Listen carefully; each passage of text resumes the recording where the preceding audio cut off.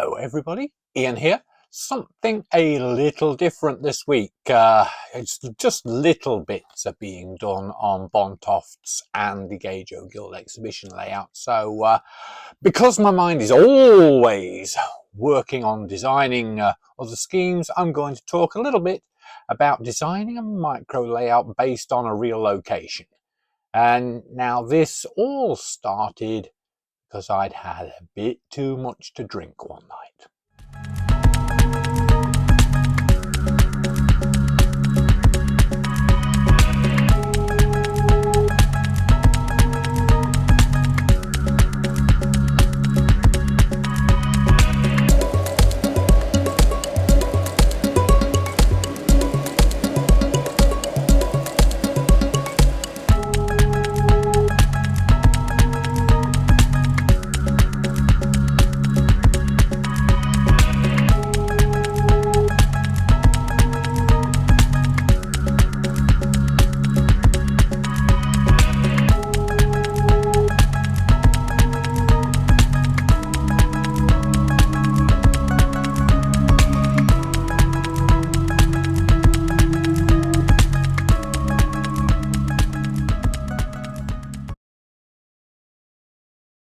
I just finished a nice bourbon barrel aged stout and I was looking through eBay at N-gauge things. Now, a little bit of context here, because I had just finished this fast track point and successfully assembled this 2mm fine scale starter kit. So I was feeling really good about working in 2mm scale. So I was looking through eBay and I saw a Graham Farish Class 110 DMU. It was cheap. It was very cheap.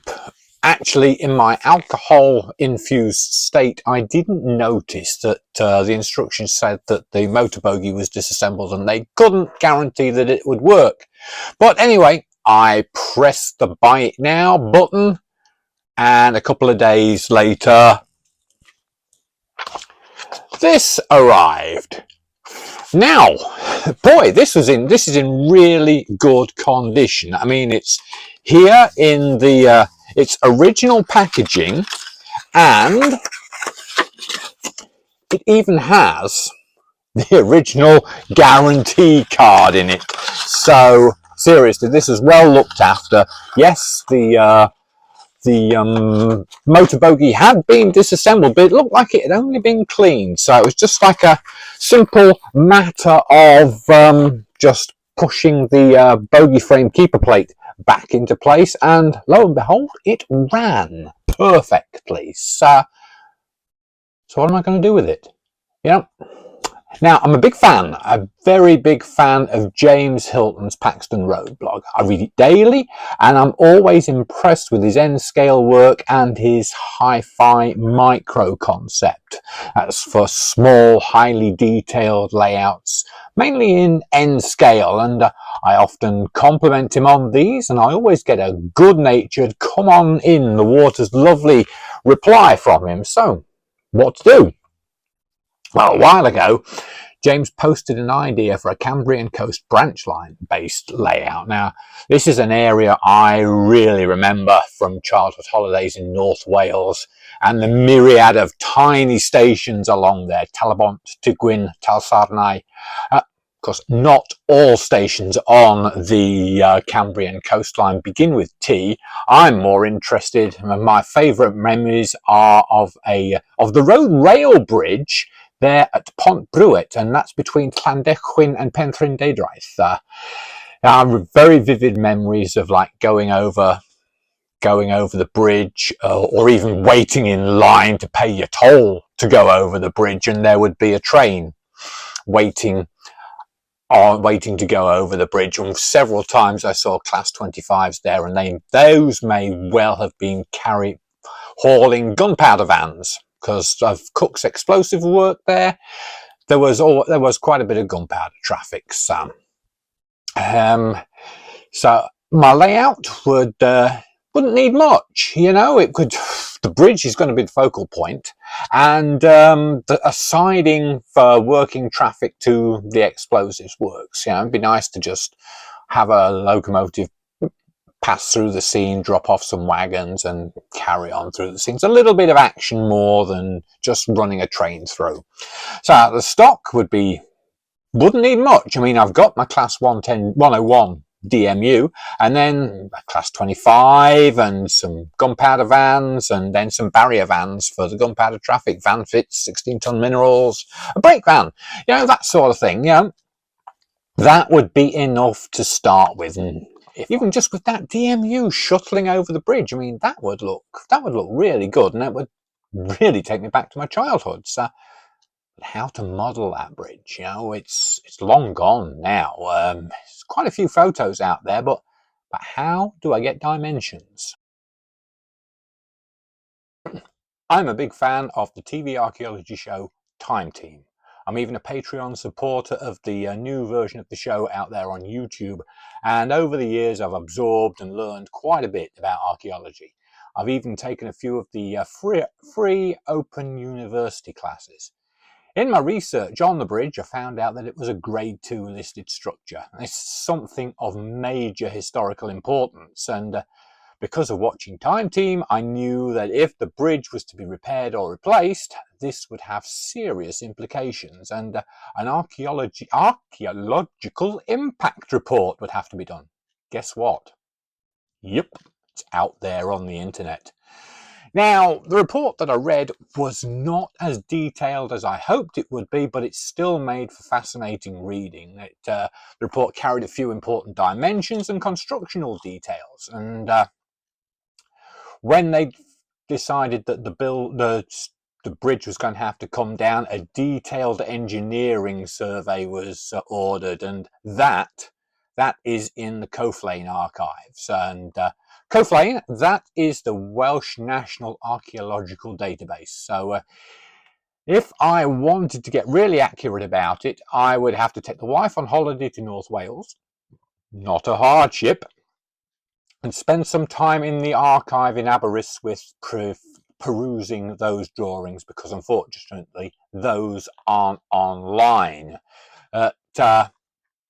With this first report and a detailed photographic survey that is out there, then there's probably enough information to build a passable representation of the bridge. And doing all that research was actually quite fascinating and very, very interesting. So now we need to look at a map to get things right. We need to find that 25-inch to the mile OS map of the area to measure the buildings and get everything, all the details right. But wait, do we? Here's Ian's micro layout planning tip number 1. Sometimes what you think you remember is more useful than the reality. You remember things in a certain way. We all remember different things about things. And what you remember should be enough. You know, after all, it's what I'm remembering that's drawing me into this project. So, and this is really useful in the micro layout world. You know, remember what's important to you. You know, just try it. Take a look at a picture of a scene that inspires you. Look at it, study it for a while, you know, study it several times over a few days. Then forget about it for a couple of days. After a couple of days, go back to it and see if you can remember what it was that drew you to it. You know, draw it if you can. You know, maybe try and mock it up with some track and some buildings. You know, it's going to be different because unless you've got an eidetic memory, then you're going to remember what's important to you. You know, what you noticed, things you noticed in the first place, and you might move buildings around, you might misremember them. You'll find the important points to you, and you'll start to put them together into your own cohesive whole, and unencumbered by the knowledge, detailed knowledge of the place, then you start to create your own location. For example, with this scene, I don't remember a thing about the Cook's Explosives works there, probably because I was looking over the other side of the road at the trains on the railway line. So maybe I don't need that in the model. You know, perhaps I could model the scene from the other side, looking out to sea, as it were. And now I really need to start to get comfortable with the size of things in 2mm scale because, well, compared to 7mm and 16mm, it's really small. You know, I've no idea what these things, what the size they are, and that's great. That's a great thing about working in a new scale, the not knowing anything and learning all about it. You know, what size is a locomotive? You know, I know that my DMU here, that's like about 250mm long, and I've got a fast tracks point here that is about 150mm long, and my 16-ton mineral wagon is like about 40mm over the buffers. So those give me some ideas, some units to work with to put everything together. You know, it's like the DMU 250mm long. That kind of like means that because I like the things to sit on a bridge, I want them to sit on the bridge and have space at either end, so they are actually on the bridge totally at one point. So that kind of like dictates that my bridge should be 300 to 350mm long. Don't know. Anyway, so what I need to do is I need to sit down, measure these things up, start to sketch things out, and see if I can get a workable idea.